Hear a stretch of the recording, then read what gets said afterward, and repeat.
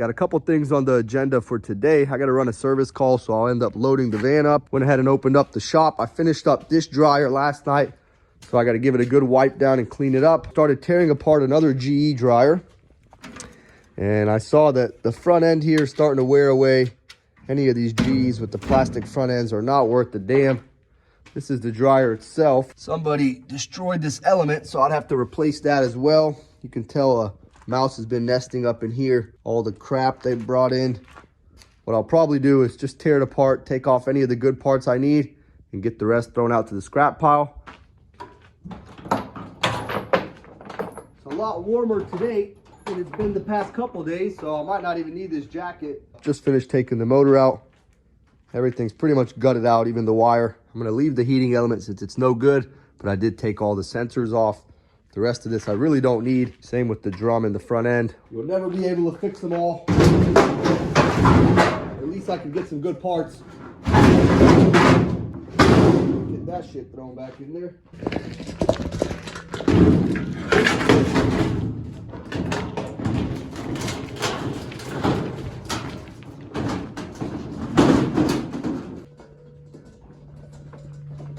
I'm going to take a couple parts off the front end before I scrap it out, including this door. It's in pretty good shape, and I do need those sometimes. Also took the lint trap, one of the sliders that was left, the only one, the child lock. The front ends on these GEs are terrible designs. You can see this side is pretty much wore away after so much usage. It always happens. Probably 90% of the time, this is part of the issue with these GE dryers that I see. Once these sliders wear away, it's just plastic. I'm going to start loading my van up. They sent me a picture of the error code the washer had, and it turns out to be a child lock error code. So I'm going to bring these two bins. Those are my child locks. I'm also going to throw in a couple more parts just in case. I never really know what kind of problems I'm going to run into when I run these service calls, but I always try to bring any part that I have available for the machine I'm working on. Number one is having my toolbox and my tools with me. That way I can at least diagnose the machine. Without the right tools, all the knowledge in the world is kind of useless.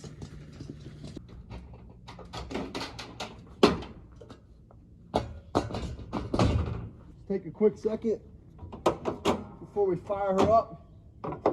Check the oil. Better safe than sorry. Quite a long dipstick for this van. Perfect. Always check twice. Make sure the rest of the fluids are where they need to be as well. Kind of have to slam the hood to get it to latch. There it goes. That's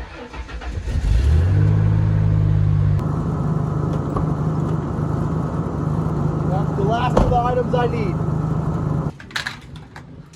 Let's get the door shut. We'll be back here soon. We are off. I've already started tearing this thing apart. This is the original child lock. It's giving us some issues. It was reading an error code. Went ahead, disconnected the top half. Thankfully, I do have another one. I'm getting ready to install it, and we'll see if it works. I got the new child lock installed. Now it's locking the lid. It wasn't doing that previously. Also, no error code. We got everything put back together. Before I slid it back, I went ahead and picked up these items that fell behind there that they didn't even know. Child lock is locking. Everything's working like it should. They're very happy. They are aware that I put a used child lock, which is a lot cheaper than ordering a new one and having to wait around, especially with Christmas right around the corner. I'll dispose of the old child lock. Let's get the tools packed up. They were very happy I could get it repaired today for them.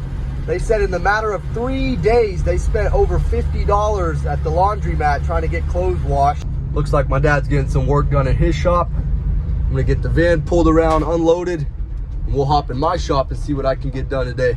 So while I've been gone, my parents have been down here sanding the porch. Some of the old paint's starting to wear away. They got all this stuff down here, enjoying a little coffee break. My dad went to Home Depot, picked up some paint. They're going through sanding any of the weak spots. This thing will be painted tomorrow. Let's get started in here. Crack the toolbox open. I got a couple things I need to finish up. Let's get this thing thrown away. I checked this Maytag washer yesterday. It washes the clothes and spins them out, but it does have a hard time getting into the spin mode sometimes. From what I'm hearing, I think the hub down here is bad, but first you got to take this agitator off. The bolt is way down there. In order to reach it, I actually had to put 3 extensions on this ratchet. I got an 11mm socket. We should be able to get it out. I try to use the ratchet at first to break it loose, and it's just on there really tight. So I moved on to the straight bar and the mallet to try to break it loose, but I don't have enough hands. While I'm holding the straight bar and trying to hit it with the mallet, the agitator is just spinning. Called upon the cavalry. Looks like he's making his way out here. He can hold the agitator for me while I break it loose. Irvin is gonna hold the agitator with 2 hands, nice and tight. Don't worry, I won't hit you. Hold it, hold it, hold it.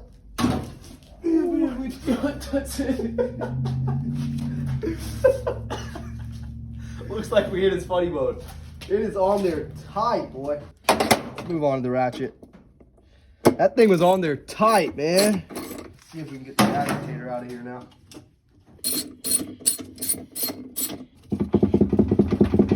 There we go. This is the bolt. Oh, it's got a bunch of shit all over it. The reason it was so hard, you can see that blue stuff on the threads. That's Loctite, of course. This is the problem right here. This is the hub. It's plastic. Once it gets stripped out, makes it real hard for the drum and agitator to spin simultaneously. I could hear it just from doing this so often. That's the problem.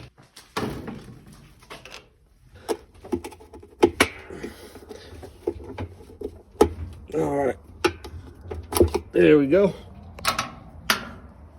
Piece number 1. We got 6 Phillips head screws to release.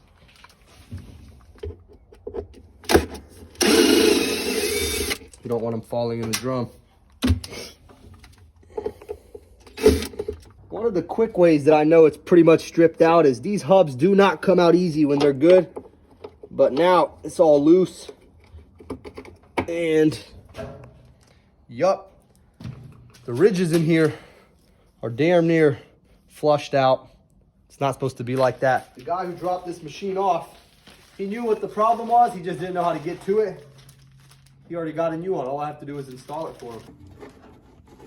Let me get a wire brush, and I'm gonna clean down the metal shaft. That way it's nice and clean for this plastic to slide in place with no issues. Let's find a good brush. This one. You can see the shaft's ridges are good, but while we're here, go ahead and clean them up. This is what the new one looks like. This is the old one. As you can see, wore away in there. All the dirt doesn't really matter, but check this one out. You can see those ridges in there. They're plastic, so over time they always wear away, but it will cause issues. It'll spin, but sometimes it's really hard to spin, or maybe the agitator itself is just spinning and not the entire drum and agitator together. Still got some parts to unload from my van. Let's get these taken out. Always like to make sure everything's nice and organized, so just like today, when you need it, you know where it's at. Keep all my child lock bins up here, and they're gonna go right back here. Next time I need them, I'll come get them. I'm gonna get the pressure washer put away. My dad finished cleaning the cars up and just left it all hanging out. That's not how I like to operate in my shop. We're gonna get it put up on his behalf. That way when we need it next time, we'll set it over here.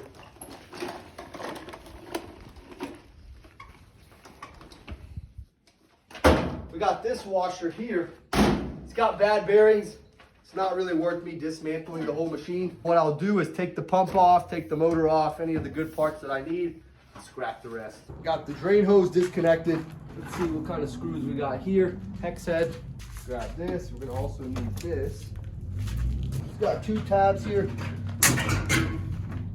Expose this. It's in pretty nice shape, but the bearings being bad, that's a very extensive repair. You gotta tear the whole thing apart. Hopefully you put it back together correctly. It's not worth my time. But this stuff here is, I'm gonna take this motor, it's a good motor. I'm also gonna take the pump, I'm gonna take the shocks, I'm gonna strip the wire off of it, take the head unit off, take the child lock off, and that's about it. The rest of it's scrap. This is a good computer board. Always need these, and they cost a ton of money when you need to replace them.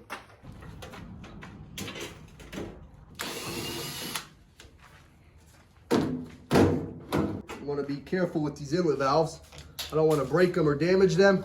I'll put them in a baggie and we'll use them.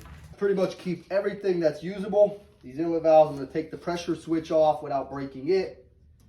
The only way to really be cost effective is to have good used parts. I do have to order parts sometimes, but that always costs more money. If you can get them like this off scrap machines, not only will you save your customers and yourself a lot of money, but you also save time. You don't have to wait for shipping and everything like that. We're almost there. I pretty much got all the wires stripped out, inlet valves, all that good stuff.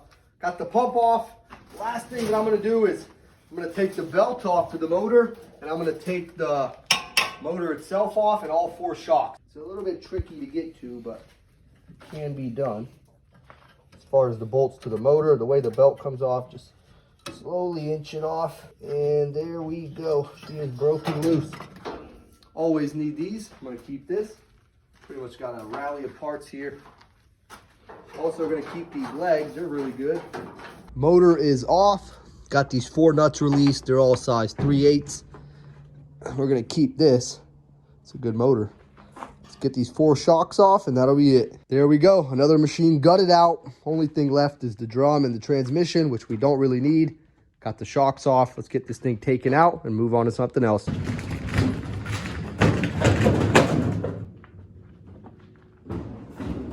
Looks like the dogs are hungry, ready to eat. Let's get the shop closed down. We'll be back out here tomorrow. You can see the sheep's eyeballs in there.